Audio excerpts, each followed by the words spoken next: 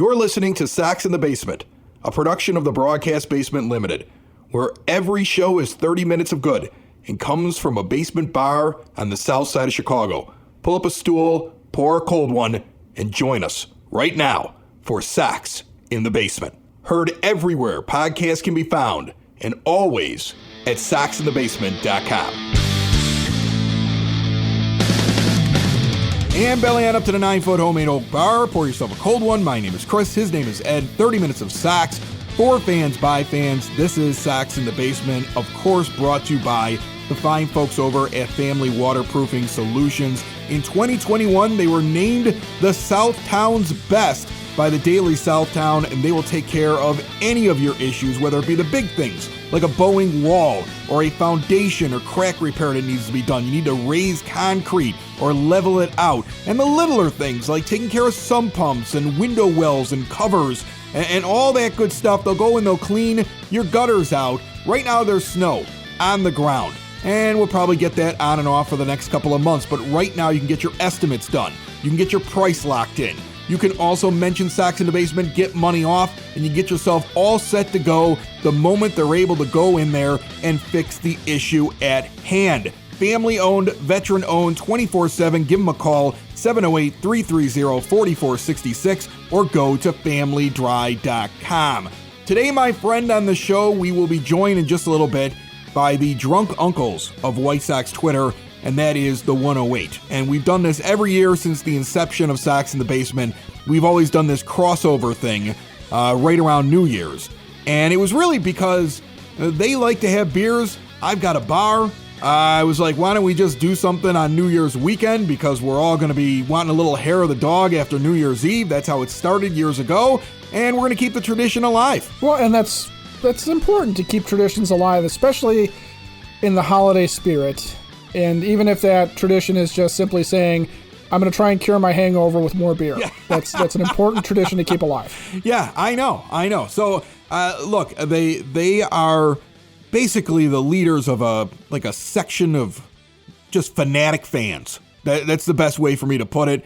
And as we sit here in the middle of a lockout, well, what better thing to do than to sit back and just have some fun, laugh a little bit about the good, the bad, and the ridiculous surrounding the Chicago White Sox and this lockout, as hopefully, now that the holidays are over, they'll actually get back to the negotiating table. They'll actually stop pretending that the other side doesn't want to talk, and they'll both sit down, they'll get this thing done.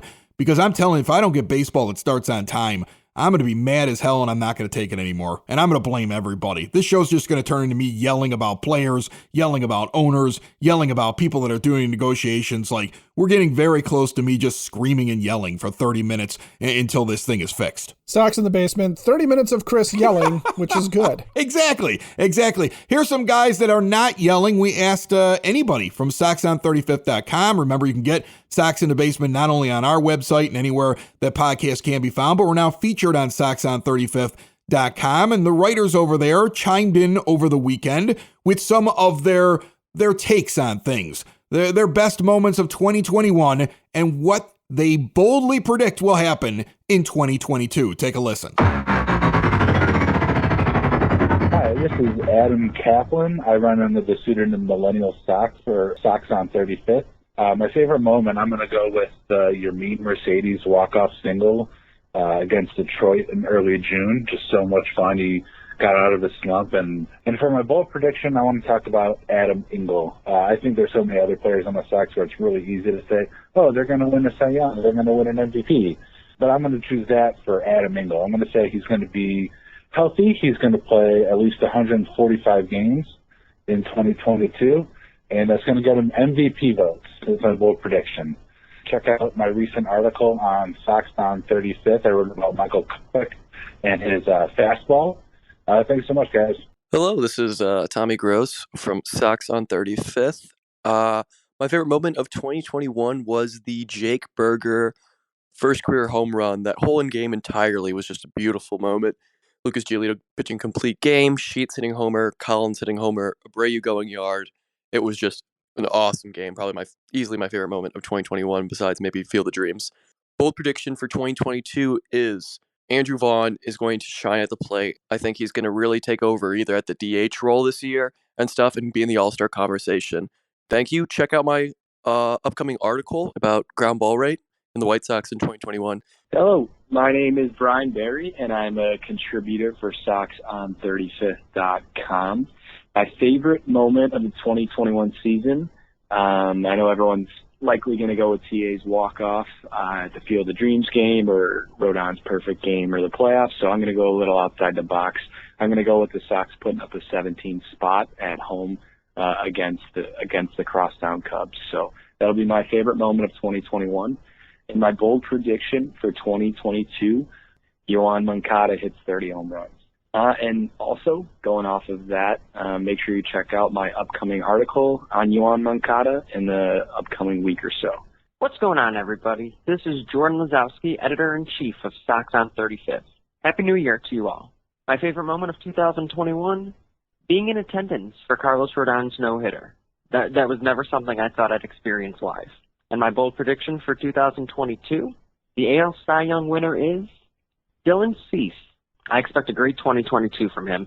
Check out my most recent article over at SoxOn35th.com on why exactly Craig Kimbrell struggled with the White Sox. Some interesting things did happen to him at the end of last year. We at Sox on 35th are super excited to be working with Sox in the basement. I'll see you all at the ballpark this year. Take care. What do you put as your number one moment of 2021? I think the moment that kind of cemented things was early on. It was Rodon's no-hitter. It didn't have any impact on how things ended up in the back end, but that was to see that guy go out and pitch that game. That was electric, and that was a moment where you felt like the season could be something. I like that. That was a great moment. I actually got to experience that in person with my daughter. It was a fun night. There were about 7,000 people in the stands because of the early on COVID restrictions. And whenever I see a video, I can find myself somewhere in the video, which is kind of awesome. Yeah. If somebody took a picture in that ballpark that night, I can find exactly where I'm at in the stands if it hits out there in center field, because I know I'm the only person, my daughter and I, we're the only two people in the front row of that section or the first couple of rows of that section because of how everybody was spread out. So I have pictures from every angle of that moment because I was there, which I thought was really cool. Your bold prediction, though, my friend, for this year. My prediction is pain. Why is that? No, I have pain for the rest of the AL. I honestly, I think this is the year that you get guys taking that step to becoming established major leaguers. They're no longer the young guys. They're no longer, not necessarily saying that there's no room for improvement, that they're going to peak, but I think when you talk about Eloy Jimenez and Luis Robert and even Andrew Vaughn, Yoan Moncada, I think this is the year that those guys, the young core, start to figure it out and join the ranks of the Yasmani Grandals and Tim Andersons who have already figured it out.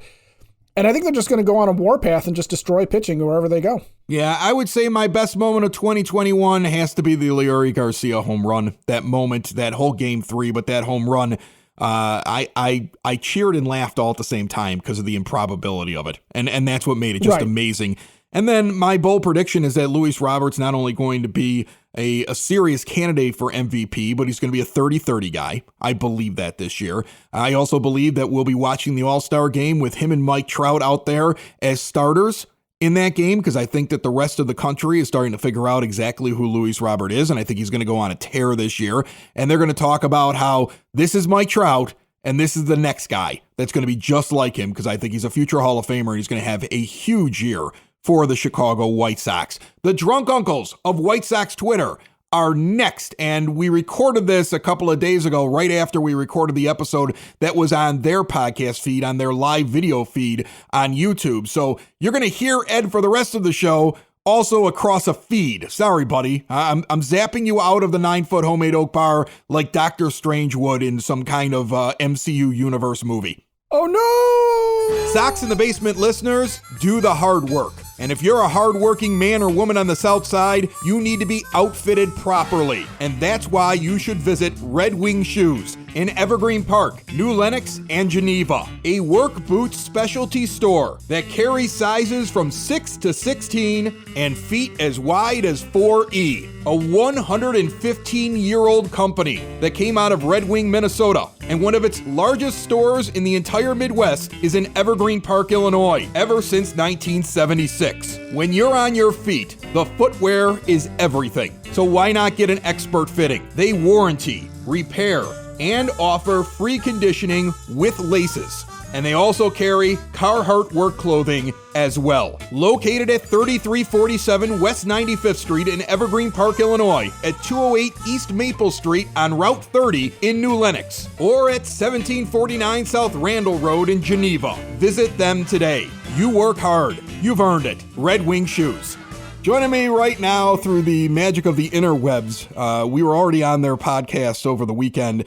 My Sox Summer, Chirizi E, Beef Loaf, the three drunk uncles of White Sox Twitter, the 108. How are you, my friends? We're doing good. We're doing good. Did you call us Funkles? No, three drunk uncles. Oh, I thought you called us Funkles. I was like, we're actually Funkles. Bad and uncles. Yeah. Yes. Yeah. I thought you were trying to brand something new there, Lanuti. You're good at that. So you guys sit out in section 108. I would think most people who listen to the show know who you are, but for those that do not, you're out in the right field corner in that tiny little sliver, and you've basically taken some seats that most people wouldn't think are the best seats in the house and made them like a thing. Like the White Sox should actually be paying you for what you've done, because you've increased the value of that section behind the foul pole by kind of just becoming like the place to be. People go and sit out there for games. Some people will actually select that section just so they can come out and hang out and drink beers with you. I know Ed had tickets to Game 3 in that section until he got COVID and missed it. Yeah. So he had to sell them to somebody because he was going to surprise you that day during Game 3 and sit in your section. He had bought tickets online, and that's the section he selected. And you guys got to go back into the ballpark this year. So I guess I'll start right off with asking, being the fact that you go to the ball games is such a big thing for you, and that you're season ticket holders, you're there all the time, you interact with so many fans when you're out there. What stood out to you this year? Was it something that you were like, that's what I missed? That's what I missed in 2020. That's what I missed before we could get into the ballpark. Was it something new the team was doing? What, if I had to pick one highlight or even low light of the 2021 season in the ballpark, what would it be for each of you? And Chirizi, I'll let you go first. Yeah, so I think the thing that I missed is really the excitement of a close game and the Sox winning that close game. And I remember, and this is actually twofold, right? Because it's one, this is being back in the park, and it's also now we have a good team. And I remember it was early in the season. Not too early, because we were actually back in the 108. At the beginning of the season, we were kind of all spread out because of the pods. But me and MSS were there on like a weekday, and it was a close game. We were losing, and it was like the 8th inning, and the crowd was really, really into the game. Like, you felt like we're going to win this game. And people were excited, and people were on their feet even before anything happened, right? Like, someone comes up to bat that you think, might be the guy who's going to produce this game-winning run, and you're on your feet already. And like, it was a different vibe, and it just like, it felt so electric to be back in a stadium, but also be back in the stadium with a good team. It was just, it's something you can't get at home. It's something that if you're sitting in front of your TV, it's not there. You might be excited, but there's not these other people driving it. And this whole like community of people just going like, we're going to win this game. We're going to do this. And we're on our feet together, willing this to happen. Like that is the thing that to me stood out the most, and was like, I was a year and a half removed from it, and I just missed it. Yeah, it was, you're right. There was an energy, especially at the beginning when it was a small crowd. Like, you could hear everything that everybody was saying, and you could hear like some guy throw an insult from the other side of the ballpark. I mean, like, it was just stupid. Like, and you know what else is funny about those games is that when the Rodon no-hitter happens, I can find pictures online where people took pictures of themselves or video of it from like the upper deck on the other side of the field. And I could find myself in the video because there's only 7,000 people there. Like, I'd be like, that's me. I know that's me way back there. I'm that dot. That's my daughter next to me. That's us in the background. I can find myself in every picture. It was a very weird thing to be a part of. What stood out for you, Beefloaf? I mean, for me, it was just like, White Sox Twitter is a community, and the people that go to White Sox games, we're a small group. Like, you hear people in hindsight talk about, like, the Chicago punk scene in the late 80s, early 90s, and, like, there's this scene. Being a White Sox fan is kind of a scene also in a different way. You see people at the ballpark that you interact with a lot, and it was just getting back there, like Treasy was mentioning, and seeing people you haven't seen in 2 years, and giving them a hug, COVID protocols be damned, and celebrating with those people on a regular basis. I mean, even Game 3, I mean, a lot of people, I talk about Game 3 like it was a spiritual thing because it really was. It was everyone who's a huge Sox fan that you knew was at that game. And we were all milling around the ballpark, in the ballpark, like 90 minutes before the game was starting. Like, we were all there ready for this big concert that we were about to ingest. And it was great just seeing people, and the expression on people's faces was more like we're at a family reunion. We're happy to be back together. We're going to ingest this game. And then the fact that it started on such a downer and then popped right back and became the game you thought it could become. So I think just a lot of the personal interaction, seeing people that you haven't seen in a while, seeing people that are longtime White Sox fans, maybe they only make 5 games a year, but they come through, they want to say hi, you talk for an inning, maybe you miss some baseball. That's fine because the whole Sox being in the ballpark is like a family experience. It's like a family get-together. And as we sit here with the 108, a quick reminder to everybody that our $1,000 guest bounty brought to you by Elite Benefits of America is still continuing. We've had Liam Hendricks on. We've had David Sampson on. Who will be next? Maybe you will provide a guest that we've never had before that'll be so impressive that White Sox fans will vote it the best guest of the offseason, and you will win $1,000. It is now time to call in that favor or pester somebody on social media into appearing as your contestant. Small and mid-sized companies should contact Butch Zemar from Elite Benefits of America right now so you can start the process for next year's open enrollment. Unless you still have something that's kind of floating out there, he might be able to help you as well. He wants your company to have lower insurance costs, not only for the employer, but for the employee. Check out everything that they have to offer at elitebenefits.net. That's an important part of all of this, right? I mean, that's part of the reason why we do this. It's not always just to sit here and have the release of being able to talk about your team, but being able to share that experience, right? Yeah. Yeah, there's no question. I mean, that's the whole. They're not the best color guys in the league. That's the whole other half of the thing, right? Entertainment is entertainment, but you also want to share that with somebody. It's like you hear a great album or you go to a great concert and you're like, you should go see these people. Like, they're terrific. The art's great. You should go in ingest this and be in some sweaty concert venue and be part of what's going on here. And that's what going to a Sox game is like. I wanted to tell everybody like a little behind the scenes thing that I don't think I've talked about at the ballpark, and it's right next to your section, that train that's sitting there behind the big giant goose head. We learned this year, and it was just randomly, my son's 6 years old and he wants to go see the train. And it really is just a place where people get beer. So I'm like, yeah, you can bring them up there, but they're not going to do anything special. Supposedly, when you walk up and you say, hey, my kid loves the train, they'll bring the kid into the train. They'll let the kid take pictures sitting in the train, and they'll hand him a bag of candy or something like that. They got candy. They got candy back there. Yeah. Like, I learned that there. You guys have like a hidden thing in the ballpark right next to your section. So you learned about that. You figured that out this year? My daughters would go up there and there's one beer vendor up there, and she will tell them, come to the side, come pick out. And then they will like pick one because they're used to that as, the trick-or-treating type thing. You pick one and you go, and they're like, take a handful, so she does. They do. And and so it's something I don't even pack anymore. Like, I'm like, we'll just go to Goose Island. I'll just go get a great beer. And they will get like 2 handfuls of candy that they can share with them. Well, the other thing about that too is that the train is a bit recessed from the end of the seats, right? Like, so there's this area there where you can kind of stand, and like that is fair game for anybody. Like, if you're on the lower level, you could go stand there, and you could be right by the goose and just go get some beers, go right stand there, watch the game. And as many people as come down to the 108 to come see us, we also get the random text or the message. Me and my buddies are up here.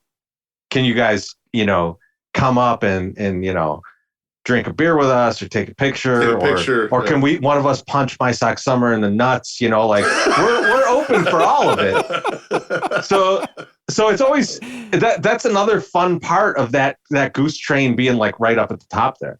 So do you guys just think you'll shortcut it this year and put a cardboard cutout of Beef Loaf with the train so that people can just knock out their selfie, take care of the train thing?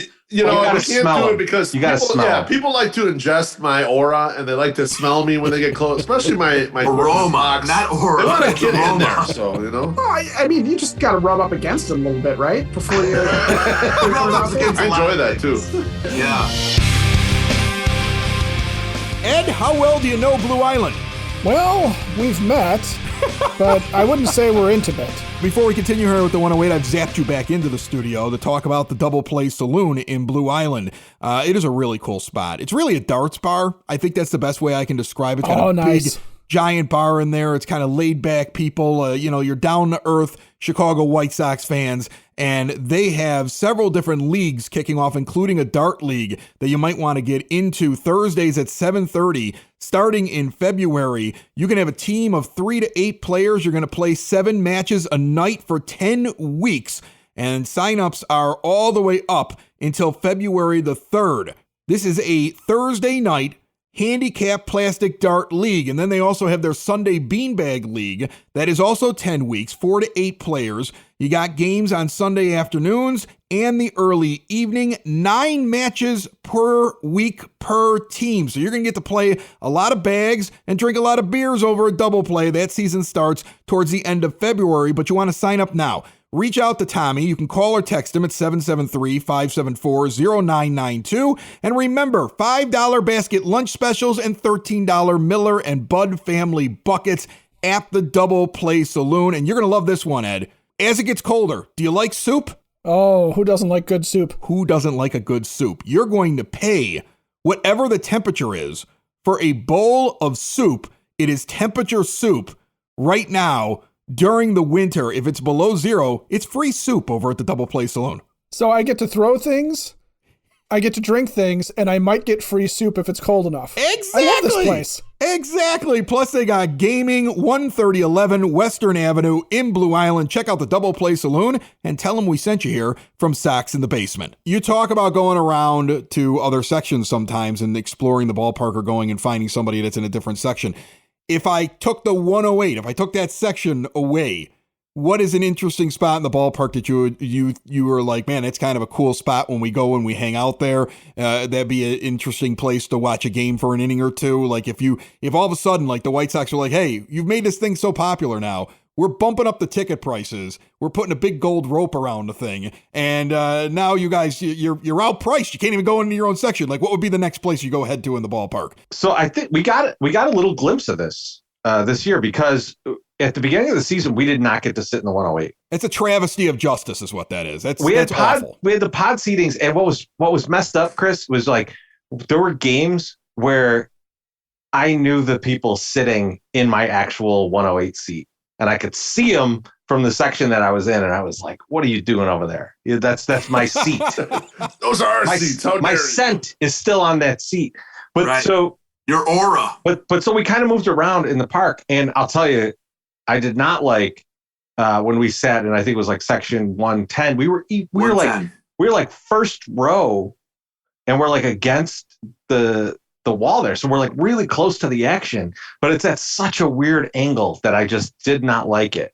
But what I did like was when we were pushed into the actual outfield and we were kind of pushed down and we were close to we were like kind of behind the bullpen area, but you're there. I love the view of the whole field. And I mean, we have that from 108. That's one of the reasons that we like the section is like you get that full view of the field. You could see all the things happening. And so if I were, I would, this is a lame ass answer, but I would just flip to the other side of the Goose and sit like over there where I still have the right field view. I still have like this nice, like full field view of everything. And a key to this is that the bathroom behind the 108 is gigantic. So the lines are shorter usually than everywhere else. So like that's a key piece to all of this too. So like I think that's probably where I'd sit, like maybe like 105, 104 area. Well, I know what my Sack Summers answer is going to be. I'm going to see what he says, but I'm predicting it's sitting in the center of the Goose Island section, drinking a Goose Island beer from the proud folks from Goose Island. 100%. Okay. Is that what your answer is? Chris, I don't know if you know, but we had a little beer come out with Goose Island called Little Friday. And they made about 10 kegs. And we're like, hey, you know what? This is going to take a little bit of time to sell out. No, it didn't. It took 2 weeks. I feel like the profits that we had from that beer that got donated to a charity in Chicago, but next time those profits need to be donated to front row seats and Goose Island. But we need those TVs there because sooner than later, there's going to be a sports book right up in there. And we need to see that TV so we can carry on the action when Cleveland is battling Detroit at the end of September when we don't even care anymore. We want to make sure, though, we can watch that game and make sure it's legit. That's a good prediction. A sports book is probably coming there. I would think that's it. Yeah. That might happen sooner rather than later, and that's probably the area that it's going to be in. That's what I would think that they're going to end up doing. I think so, right? Yeah, definitely. Beef Loaf, give me your spot. You know what? I there is no other home for us. But one thing I would like to do that we haven't been doing, and even though we'll still be in 108, is we need to give back to our friends that are up in the 500 level. And I really think that the 108ers need to get out of our own seats occasionally in a random game and go up in that 500 level and start buying beers and hanging out with the people that are sitting up there. There's a lot of real fans up there in 500, and I don't like that they create the class system where they're not allowed to come down to our level and just hang out in the concourse. There's nothing wrong with people coming and hanging in the concourse. It's a great place to hang out right by the rope there. You get a couple beers. You can be on the lower level. You can experience all the things down there. I wish they would allow that more. So I think what we need to do is change the game. We go up there. We go hang out. We buy some beers. We get drunk with those folks and hang out with those people because we don't hang out with those people enough. That's something we really need to do. I don't want to sit in the 500 level because I'm too scared of heights and I might fall off the bougie. And I'm worried about it. That's not about bougie. I got a little bit of fear of heights. So I need to get drunk before we go up there. But I think this is something we need to do. Important question. You can find me up there several times a year based on some season ticket holders I'm related to. And I will tell you that when you get out to the seats, the drunker I am, the more I'm convinced I'm going over that edge. What row are you in, Ed? What row? I've always, before we did the 108 thing, I did a blog called My Sox Summer. And I went to 50 games for under $500. And I actually did it for under $500. I did it for $400. But I sat almost exclusively in the upper deck seats unless I could get a really good deal. I found that if you're in the first 10 rows in the upper deck, it don't matter. If you're past 10 rows, then it sucks. Yeah, if you're coming out of the concourse and you're taking that left to go up the stairs, that's a little problematic. That's where it gets a little much. Yeah, definitely. And you know what the thing is, you talk about how they got everybody separated. That's one of I think the big mistakes that the White Sox made. I mean, you get two guys from LSIP that run out and beat up one third base coach. And the next thing you know, you can't come down from the 500 level. I mean, that's where all the rules really come from. I think anybody that's been a White Sox fan and been around the team and been to games over the last couple of decades, like I remember when you could stand in the Bullpen Sports Bar, which is now where the Goose Island section is, and there was no limit to the amount of people that could stand there on the field level when it was just a place where you could stand.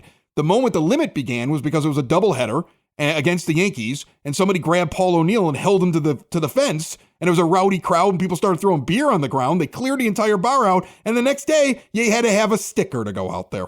Now only 25 of you can go stand out there. There's always seems to be a rule that goes into place because of like one bad incident, and it's a shame because I think those 500 level people, if you really want them to start upgrading how much they're spending, show them what it's like down at the lower level. Exactly. Okay? And if you show them what it's like down there, they might spend more money and be at the lower level. It's a really bad marketing decision, I think. And that's the amazing thing, Chris, is like, here's why we sit in the 108. Here's the genesis of the 108 happening. This is great. We're going to get this right now. This is exclusive here on Sox in the Basement. Me and Beef Loaf, for our entire life, we grew up in Bridgeport, so we were not far from the park. Going to the park was a special occasion. Like, this was not something like our parents did not have season tickets. Our parents rarely went to baseball games. We watched all the baseball games, but rarely did we go to the games. When we went to the games, it would be like a school night where like everyone from the school got tickets at like a discounted rate, and you sat in the upper decks. And Mad Max, our dad, is like us. We hated being up in those high seats. We're all afraid of heights. We're looking like we're gonna we're going to perish. So we spent a lot of time in the upper deck as kids and as young adults. And when we first had money, the first money that me and Beef had, we were like, we are getting season tickets. We're getting, and at the time they had this awesome plan that was Saturday and Sunday all season, right? That was your tickets. It was a split package, and it was just Saturday and Sunday so 13 weeks, I think. And we looked all around and we're like, holy cow, this is the cheapest ticket on the lower level, and we get aisle seats. We are seat 1 and 2 in section 108, still the same place we sit now. That's Row right. 13, seats 1 and 2. We're like, this is like highway robbery, what you can get. And so we're like, these are the seats. And we bought them, and we got there. The foul pole is 4 feet in front of us, just gigantic. And we looked at it and we're like, great seats. I love this. we were like so happy. There's a gigantic foul pole in our face, and we're just like, this is perfect. This is us. This is perfect. And we've been there ever since. I mean, let people come down, let people stand at the top of the goose there, interact with the maniacs that come to the 108, and just like be a part of that, even if you had a 500 level ticket. Because in 5 years, when that dude goes from being, working like me, working a messenger job, making minimum wage, to, now I've got, my professional job, guess where he's going to go? He's to spend his money. He's going to go, I want to get seats on the lower level because it's really cool down there. I love how much fun I have when I go to these Sox games. That's where that guy's going to spend that money. But you got to introduce it. You got to give them the first one free, man. How have we not learned from drug dealers? They're the best entrepreneurs in our entire country for the past 1,000 years, and we're just like we're looking at it, going like, we don't know what to do here. We don't know what to do. Here's what you do. You just laid it out. Give them the taste. You guys are great, and I appreciate you stopping by. You're welcome anytime. I want to say thanks for having us on the 108 podcast just the other day here, and I want to say thanks so much for letting us be a part of what you do. I mean, I sit back and I think about it, and when I first started this podcast years ago, and then, Ed came along afterwards, but like I could tell this to even Ed, who's sitting here listening to it. When I first started it, you guys could have very easily been like, get out of here. Like, nobody wants to talk to you. Like, nobody wants to have anything to do. That's the dumbest name I ever heard of, Sox in the Basement. Like, you guys, and instead you were like, you're like, it's cool, have a beer, blah, blah, blah. Like, I think the first time I popped over to the section there, like, Beef Loaf started buying beers and wouldn't let me buy any. Like, I mean, like, you guys are awesome, and I really appreciate it. And the only thing I could possibly ask is that when you do the 108 tourney this year, if I'm lucky enough to be in it again, can you put me up against Ed so like I can actually advance just one round? Oh, I love that. Well, I love this request. That'll make you face. You're advancing there, Chief. Oh, Attaboy, wow. I like that. Sox in the basement. Sox in the basement. Sox in the basement. Sox in the Basement. Heard everywhere podcasts can be found, and always on soxinthebasement.com.